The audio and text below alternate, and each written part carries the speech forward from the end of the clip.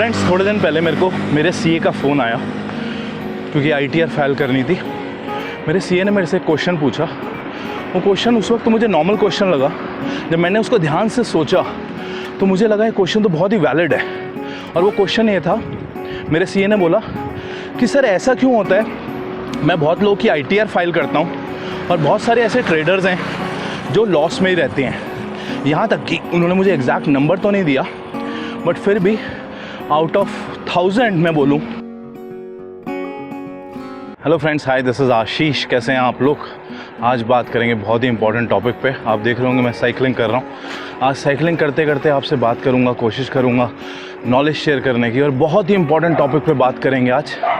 मैं नोएडा के अंदर हूँ। मैंने सोचा क्यों ना मैं साइकिल करता हूँ। ऑलमोस्ट अभी टाइम हो रहा है 6 o'clock, और 6 o'clock के आसपास मैं साइकिलिंग करता हूँ। अभी नई साइकिल ली है तो थोड़ा सा मोटिवेट हो रखा हूँ, बट कोशिश कर रहा हूँ इसको हैबिट बनाने की। मॉर्निंग में भी साइकिलिंग करता हूँ ऑलमोस्ट 10-15 किलोमीटर्स, और इवनिंग में भी कोशिश कर रहा हूँ इसको एक हैबिट बनाने की। तो सोचा क्यों ना चलते चलते आज आपसे बात भी हो जाएगी, एक लर्निंग भी हो जाएगी आप लोग की और मेरी भी, और साथ ही साथ साइकिलिंग भी हो जाएगी। तो बहुत ही इंपॉर्टेंट टॉपिक पे बात करूँगा, और टॉपिक है, आपने हेडलाइंस में पढ़ ही लिया होगा, स्टॉक मार्केट में स्पेशली ट्रेडिंग में, स्टॉक मार्केट स्पेशली ट्रेडिंग में पैसा क्यों नहीं बनता, क्या रीज़न है, उस सब के ऊपर बात करूँगा और पूरा डिटेल में आपको समझाऊँगा क्या रीज़न है। ओके, तो ये है नोएडा। अगर आप नोएडा से नहीं हैं तो आप देख सकते हैं नोएडा कैसा दिखता है। आज काफ़ी हवा चल रही है। तो राइट में जैसा आप देख पा रहे हैं सोसाइटीज़ अभी बन रही हैं, बड़े पिछले 4 या 5 सालों से बनी रही हैं। कुछ अता पता नहीं है इनका कब डिलीवर होगी। बहुत कॉमन हो चुका है यहाँ पर ये चीज़ें। ओके, तो आज का जो टॉपिक है वो है कि स्टॉक मार्केट में स्पेशली ट्रेडिंग में, अगर आपने नोटिस किया हो, आप लोग बहुत टाइम से ट्रेडिंग कर रहे हैं या अगर नए भी हैं ट्रेडिंग में, तो आपने नोटिस किया होगा आप डिफरेंट स्ट्रैटेजीज़ यूज़ करते हैं। एक स्ट्रैटेजी, फॉर एग्ज़ाम्पल, कुछ एग्ज़ाम्पल लेता हूँ मैं स्ट्रैटेजीज़ का। जैसे कि आप मॉर्निंग में सोचते हैं मैं ट्रेड करूँगा, अगर यहाँ से प्राइसेस में ब्रेकआउट आया तो मैं बाय करूँगा, स्टॉप लॉस मेरा ये रहेगा। डिफरेंट स्ट्रैटेजीज़ होती हैं। आप उस स्ट्रैटेजी पे काम करते हैं, उसे बैक टेस्ट करते हैं, देखते हैं, यूज़ करते हैं। कुछ टाइम वो चलती है, प्रॉफिट देती है, उसके बाद फिर लॉस हो जाता है उस स्ट्रैटेजी में। ऐसा क्यों है? ये है हमारे यहाँ की मार्केट, जहाँ से मैं हेयर कट करता हूँ, करता नहीं हूँ मतलब करवाता हूँ, सॉरी। ओके, तो ऐसा क्या रीज़न है कि पैसा क्यों नहीं बन रहा स्पेशली ट्रेडिंग में? फिर आप सोचते हैं नहीं यार, बाइंग में पैसा नहीं है, मैं ऑप्शंस की सेलिंग करा करूँगा, मार्केट को शॉर्ट करने में ज़्यादा पैसा है। आप सोचते हैं कि बहुत दूर की एक स्ट्राइक प्राइस मैं शॉर्ट करता हूँ और उसमें पैसा बनाऊँगा, उसकी प्रोबेबिलिटी बहुत हाई है कि मार्केट वहाँ तक तो जाएगी नहीं, तो मैं उसकी कॉल या उसकी पुट मैं सेल कर देता हूँ सो दैट मेरा प्रॉफिट हो जाए। उस स्ट्रैटेजी की प्रोबेबिलिटी बहुत हाई रहती है, बट आपने देखा होगा लॉन्ग टर्म में वो भी नहीं चलती। क्या रीज़न है ऐसी स्ट्रैटेजीज़? उसके बाद आप सोचते हैं कि नहीं, अब मैं कोई यूट्यूब पे वीडियोस देखूंगा। आप अपने आप को मोटिवेट करते हैं, कहीं ना कहीं गलती हो रही है, कहाँ गलती हो रही है कुछ समझ नहीं आता। 2 साल, 4 साल, 5 साल लग जाते हैं इसी के ऊपर। फिर आप सोचते हैं अब मैं किसी से कोर्स लूँगा, किसी कोर्स से सीखूँगा। आप कोर्स लेते हैं, सीखने की कोशिश करते हैं, आपको स्ट्रैटेजी बहुत अच्छी लगती है जो ट्रेनर दिखाता है। फिर आपको लगता है अब मैं स्ट्रैटेजी में काम करूँगा और पैसा बनेगा। आप उसमें काम करते हैं, बट वो भी कहीं ना कहीं लॉन्ग टर्म में पैसा नहीं बना पाते आप। रीज़न क्या है? ये तो हो गई प्रॉब्लम। अब बात करते हैं इसके सॉल्यूशन की।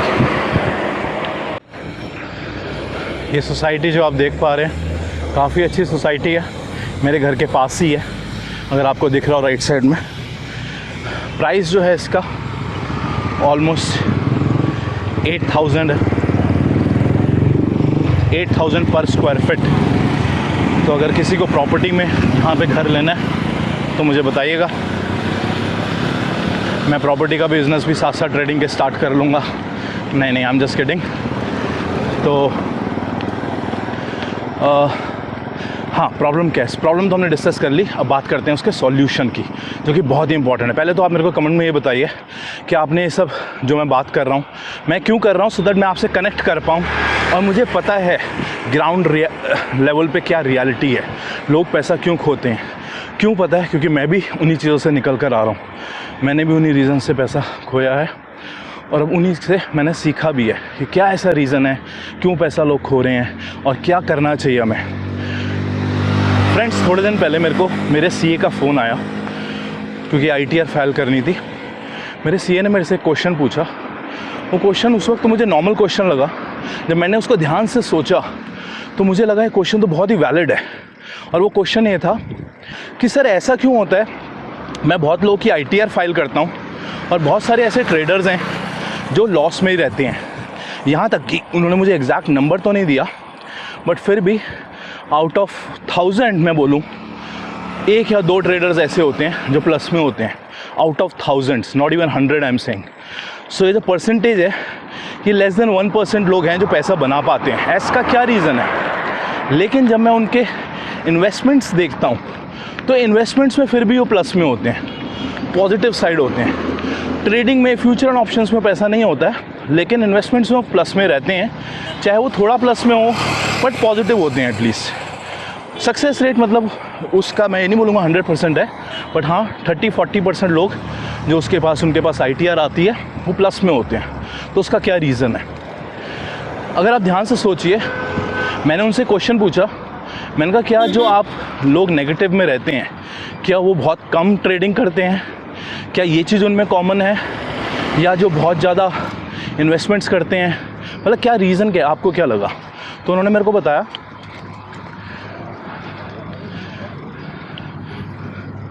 आई थिंक इधर ही चलते हैं।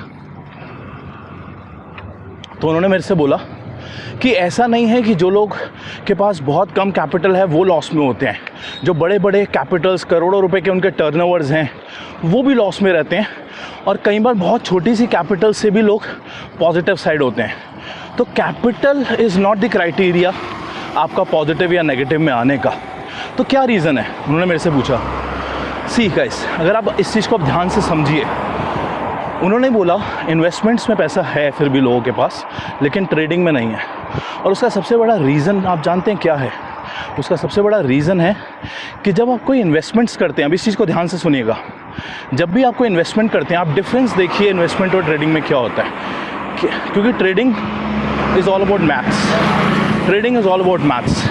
अगर आप मैथ्स को समझ सकते हैं तो आप ट्रेडिंग समझ सकते हैं। अगर आप इन्वेस्टमेंट करते हैं उसमें कई रीज़न्स होते हैं, जैसा कि आपका टाइम बाउंडेशन नहीं होती है, आपको ऐसा नहीं होता कि आपकी पोजीशन थोड़ी सी नेगेटिव आ गई है तो आपको क्लोज़ करना पड़ रहा है। लेकिन ट्रेडिंग में आपको पोजीशन क्लोज़ करनी पड़ती है, राइट? इन्वेस्टमेंट्स में नहीं करनी पड़ती है। अगर आपने सही स्टॉक लिया है तो आप उसे एवरेज भी करते हैं, अगर वो गिरता है तो उसे और ऐड करते हैं अपने पोर्टफोलियो में। ट्रेडिंग में ऐसा नहीं करते हैं। तो काफ़ी डिफरेंसेस हैं, उन डिफरेंसेस के बारे में मैं कभी फिर से बात करूँगा। बट जो मेन रीज़न है जिसकी वजह से लोग ट्रेडिंग में पॉजिटिव साइड नहीं आ पाते, और वो रीज़न है रिस्क एंड रिवॉर्ड। जी हाँ, रिस्क एंड रिवॉर्ड फ्रेंड्स।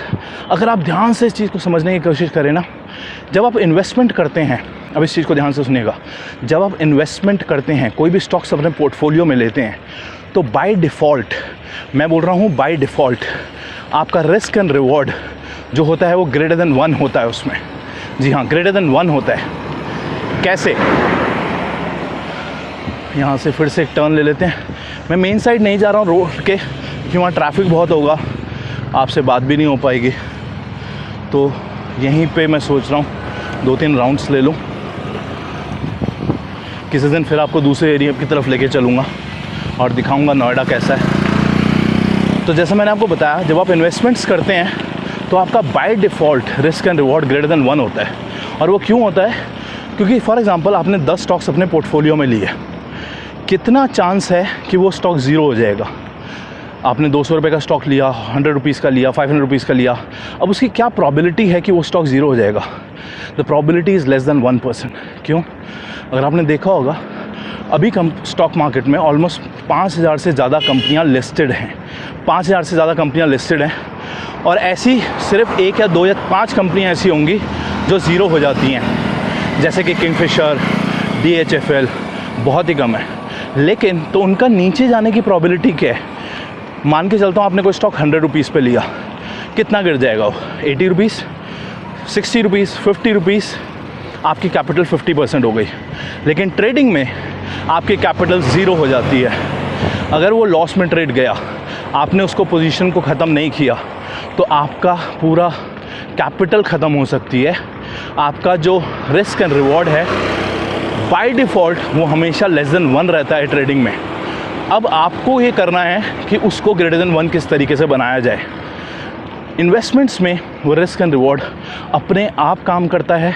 वो सिस्टम इस तरीके से डिज़ाइन किया गया है कि आप ना चाहते हुए भी, मैंने जब अपने CA से पूछा कि वो जो इन्वेस्टमेंट्स करते हैं क्या वो बहुत नॉलेजेबल बंदे हैं, इसी वजह से पैसा बनाते हैं, उन्होंने बोला सर ऐसा भी नहीं है, बस वो रैंडमली स्टॉक्स लेते हैं जो थोड़ी सी ठीक कंपनीज़ के होते हैं, तब भी प्रॉफिट में रहते हैं, ट्रेडिंग में नहीं रहते हैं।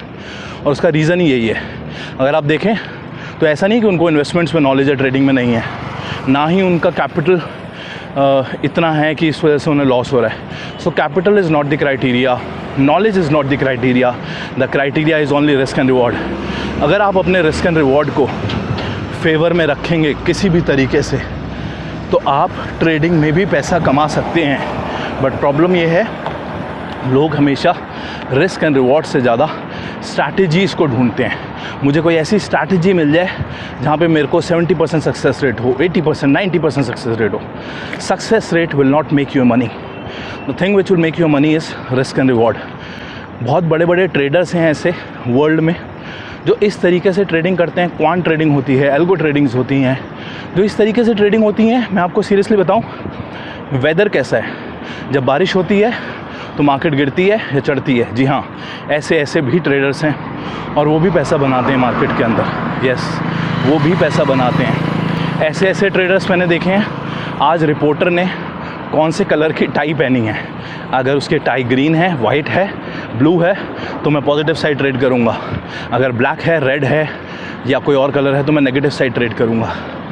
यस, बिल्कुल मैं सही बोल रहा हूँ, ये मजाक नहीं कर रहा हूँ। तो अपने रिस्क एंड रिवॉर्ड को किसी तरीके से फेवर करिए, क्योंकि जैसे मैंने आपको बताया, ट्रेडिंग में बाय डिफ़ॉल्ट आपका risk and reward less than 1 होता है, और इन्वेस्टमेंट में आपका risk and reward by default बिना कुछ करे ग्रेटर देन 1 होता है। इसीलिए आप इन्वेस्टमेंट्स में पैसा बनाते हैं और ट्रेडिंग में पैसा नहीं बना पाते हैं। तो ये सोचिए कि मेरा रिस्क एंड रिवॉर्ड हमेशा ग्रेटर देन 1 कैसा रहे, बाय डिफ़ॉल्ट रहे। ऐसा नहीं है कि आपने सोचा, फॉर एग्ज़ाम्पल मैं एक छोटी सी चीज़ और शेयर कर देता हूँ। आपने कोई ऑप्शन की स्ट्रैटेजी ली, जैसे कि जो लोग ऑप्शंस में ट्रेड करते हैं उन्हें थोड़ा आइडिया होगा। आपने कोई स्ट्रैडल स्ट्रैटेजी ट्रेड करी जिसमें आपने कॉल को भी सेल करा, पुट को भी सेल किया, और आपने सोचा मार्केट इस रेंज में रहेगी, और आप उस पोजीशन को कैरी फॉरवर्ड करके गए, और नेक्स्ट दिन मार्केट बहुत ज़्यादा गैप अप या गैप डाउन हो गई। उस केस में क्या करेंगे, राइट? ऐसे सिनेरियोज़ आते हैं मार्केट में, हमेशा ऐसे सिनेरियोज़ आते हैं। तो ये याद रखिए, मैंने जैसा बोला, risk and reward, stop losses by default होना चाहिए, बाय डिफ़ॉल्ट ग्रेटर देन 1 होना ही चाहिए। ऐसी स्ट्रैटेजी और ऐसी ऑप्शन स्ट्रैटेजीज़ पे काम करिए। आई होप आपको अच्छा लगा हो ये वीडियो। अच्छा लगा सब्सक्राइब, लाइक, डिसलाइक, कमेंट कुछ भी ज़रूर करिएगा, और मुझे बताइएगा कि आप चाहते हैं मैं इसी तरीके से वीडियोस बनाऊं। आपसे बात भी करता रहूँगा, आपको नोएडा भी दिखाता रहूँगा।